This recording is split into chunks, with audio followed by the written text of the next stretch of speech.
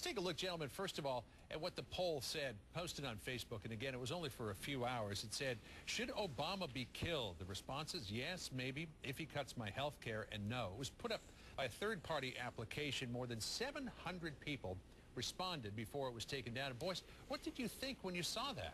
And the disease of racism has its greatest impact on those who think they've been cured. So I'm not so angry about this incident as much as I am about the environment that's been created around our president. Boyce, where do you think that level of disrespect, as demonstrated by Congressman Joe Wilson, comes from? Well, what we've got to understand is that racism isn't always the primary factor that drives a certain action. Racism is, to some extent, an accelerant of issues that may, at least on the surface, appear to have nothing to do with race. Racism is what makes Joe Wilson feel confident in expressing his discontent with the president in the halls of Congress in an incredibly disrespectful way, and then to further disrespect the president by saying, I'm not even going to apologize because I know that there are people who support me. If Obama were not an African American, I don't think that he would feel that same degree of boldness. Now, we have to understand, though, that most people in America want to be good people. Most people in America don't wake up and say, how do I disrespect a black person today? But what we've got to understand is that racism lies within the very fabric of the institutional infrastructure of the country in which we live. And so if we don't deal with the root causes of some of these actions, then we're going to continue to miss the point. What if George Bush were a black man? Also on the phone, senior political analyst David Gergen. Professor Watkins, if this is a teachable moment, as just about everybody seems to say, in your opinion, what is the lesson? Well, you know, I think that Skip Gates, I'm hopeful that he understands that the first step toward being a good professor is to know how to be a good student. So the thing is that we should all be students in this teachable moment. That starts with Sergeant Crowley, Skip Gates, as well as the rest of the country. One of the questions that I have is, why did we decide that racial profiling suddenly exists because it happened to a Harvard professor? Allegedly.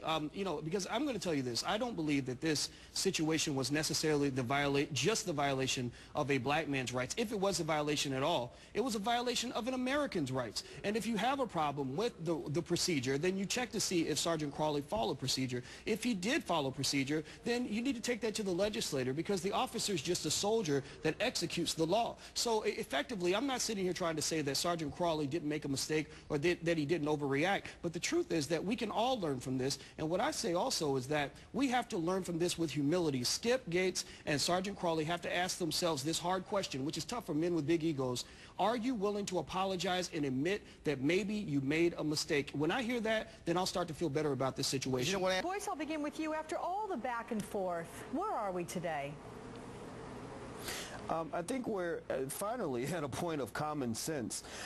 You know, I support Professor Gates, and I fight against racial profiling, but from the very beginning, I said, you know, maybe we're jumping the gun. We can't just jump on the bandwagon and assume that, A, the officer abused his authority and violated procedure, and that, B, if he did violate procedure, that he did it because of race. And now, you know, we're at a point where Charles Ogletree, Skip Gates' attorney, is even saying that he never thought racial profiling was connected to this case, and he never mentioned it, but that was the conversation all along, and that really bothered me, because really you can look at the situation and say it's sort of like getting a speeding ticket when you're going 70 miles an hour in a 65-mile-an-hour zone. Should you get a ticket? No. But can you legally get a ticket? Yes. And if you look at the procedure and you look at the law and you look at the definition of disorderly conduct and all that stuff, the officer had a right to arrest Professor Gates, but he probably shouldn't have, and I think we all agree on that. That's a very interesting analogy. Well, I'm not here to call the president irresponsible, because the president knows I have a lot of respect for him. I've fought for years against racial profiling and on behalf of black men who are victims of this. But the problem, though, is that you can't preface your conversation by saying Skip Gates is a friend, I'm admittedly biased, I don't know all the facts, but they behave stupidly. Exactly. I mean, let's be real. I mean, you know, to get that kind of criticism from the president, that's an absolute hammer on this police department. I'm not saying that Michael Vick is innocent. I believe that he's guilty, but it's not a coincidence that the most hated athlete in America is almost always a black man. Whether you talk about Barry Bonds, Ron Artest, Terrell Owens, O.J. Simpson, Jack Johnson, Muhammad Ali, the list goes on and on. What happens is black male athletes sometimes make mistakes like everyone else, but when they make a mistake, sometimes the lynch mobs come out. When Paris Hilton, Lindsay Lohan, and Nicole Richie get arrested for DWI, which is a far worse crime, by the way, for the 10,000th time, you don't hear people sort of making these broad generalizations that they do with black male athletes. Like, you know, you don't hear people say, well, why are all these white women choosing to drink and drive? We'll have you with us tonight. I'm glad to be here. When we look at these two, deer fighting, it's legal, it's regulated. Many hunters, not all, but many hunters eat what they kill, and if it works out well, the animal is killed instantly. Dog fighting is illegal. These dogs torture one another and are even sometimes tortured in death. Can you really compare the two? Well, I don't compare the two because I actually think that hunting is worse than dogfighting. I don't think if Michael Vick ate the dogs that he may have allegedly killed, that wouldn't make anything any better. If he just went and shot the dogs in the head as opposed to doing the other things that he's accused of doing, that wouldn't make anything any better. My opinion is that dogfighting and hunting, it's all barbaric. And when you cast that broad net and you want to call Vick a monster and all these other things, understand that you're also implicitly indicting hundreds of thousands of people who go hunting every year. You had a guy named Dick Cheney who went on a hunting trip where he intended to kill the animals and he shot his friend in the face while he was at it. But we don't call him a monster, but we reserve that term for Michael Vick. Big government doesn't always mean bad government. Understand that the role of government is to support the stability, prosperity, and protection of a society. And it's also designed to ensure that every member of that society has an incentive to strengthen and support that society. So when you talk about a family, meaning us as in U.S., the American family, you have to realize that a family that chooses to divide itself is also choosing to conquer itself, whether you're talking about a family of 3 or a family of 300 million. So I wouldn't say support big government because it's the right thing to do for others. Really, you should support it because it's the right thing to do for you. Well, Dr. Watkins, do you worry that the political fighting, again, over who will replace Gonzalez will take our eye off terror and weaken us in the war on terror? No, because if you have a government that is for the people, by the people, you can't ignore the people and lie to people. If you go into Michael Vick's house and you find a dead dog, that's probably not a good time to end your investigation. We have all these bad apples falling from the tree, or shall I say the bush, and nobody's really going into that bush and finding the cancer that's causing these bad apples to fall out. You can't claim to defend the freedom of America if you're simultaneously stealing the freedom that you claim to protect. This war on terror has turned into a war on tyranny, and it's really starting at home. The jerseys sold in the lobby bear a striking resemblance to the ones being worn on the court. So when athletes hear that they are not professionals, it sounds inconsistent at best.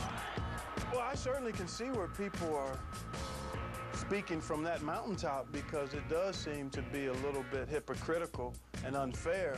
Would you think it's fair if someone was earning millions of dollars from your labor, from something you're doing, and then not giving you any of that money? People talk about paying athletes as if it's not possible. But they sort of get around all that when it comes down for them to pay a coach $3 million a year to get them to come to campus. They make it happen by any means necessary. A lot of these players come from poverty.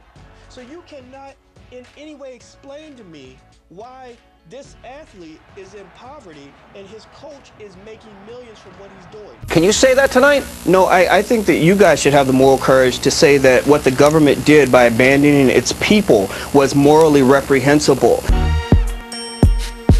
A big gold, diamond, platinum medallion with a platinum grill to match will give you short-term gratification. I'm gonna go buy one right after we're done. But in the long term, you want to have made sure that you have put money aside in terms of putting into assets that are going to appreciate in value. You know, it's hard out there for a pimp, and the NCAA is pimping these kids.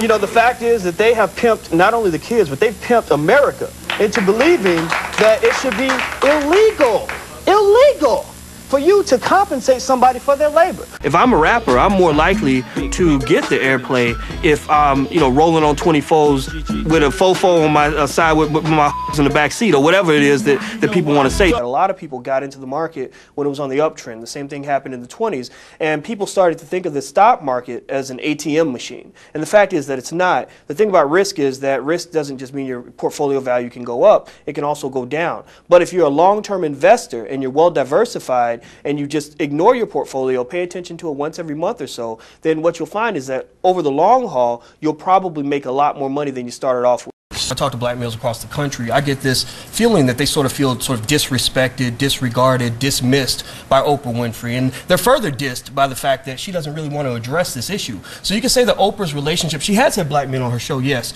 but her relationship with black men is sort of like Hugh Hefner's relationship with women. You know, right? But no, Hugh likes women if you fit a certain category of woman that he can appreciate. And Oprah the same way. Ultimately, the universities lose, African Americans lose, white students lose, everybody loses. America loses. That's the important.